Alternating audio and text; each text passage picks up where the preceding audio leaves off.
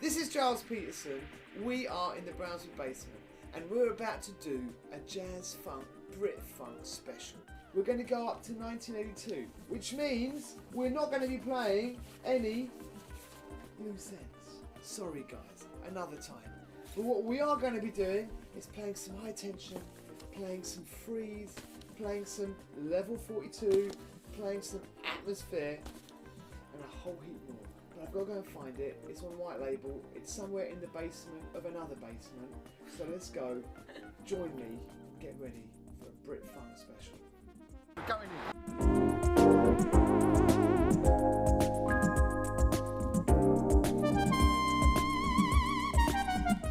Alright, so we're about to go in. This is, no one knows where we are here, right? This is where I keep all my Brit funk records. There's a lot of them, right? I feel that we have to be careful as you go in here. Please, don't tell anybody where we are.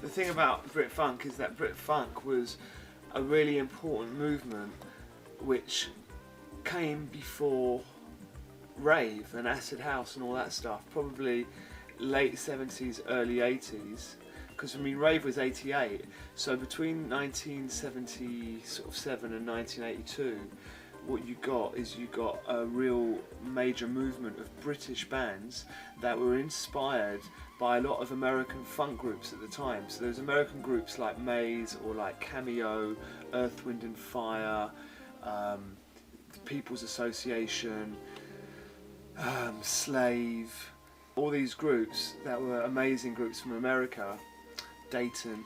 They were basically getting their records played in the UK by certain British DJs. There weren't many, and those British DJs were playing these tracks in these very sort of hard to find clubs, and it was in those clubs that probably musicians would come along and they'd be inspired by that and they'd create their British version of that, which became Brit funk. We're going to take these today, right? All Brit funk, all 12s. All Brit funk. Okay. So you're talking about, you know, things like the inversions on Groove Records, the legendary Ensign record label. Chris Hill worked at Ensign. And this is actually loose ends, just right at the beginning. They kind of touched Brit funk, but it kind of was the next phase after that. I mean, I have to admit, you know, I was a bit of a fan of UK players. You know, a lot of white labels in here. This is a really rare one actually. Sandstorm by Level 42. This is before they became sort of famous. This is their first ever white label. It was on the B side of another track. It wasn't even their own 12-inch. So it's quite a good one. They were brilliant, weren't they? I mean, everyone knows this record. Killer tune.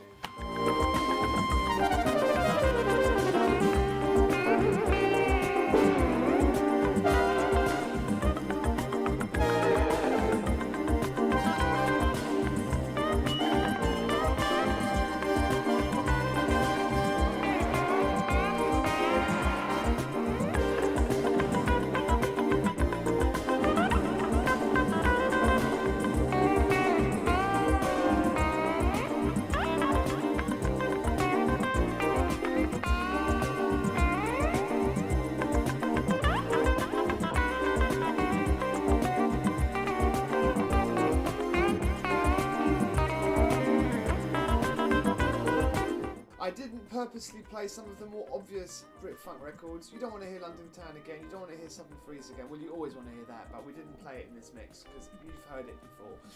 And I didn't play High Tension British Hustle, but I played some other little gems. I hope you enjoyed it.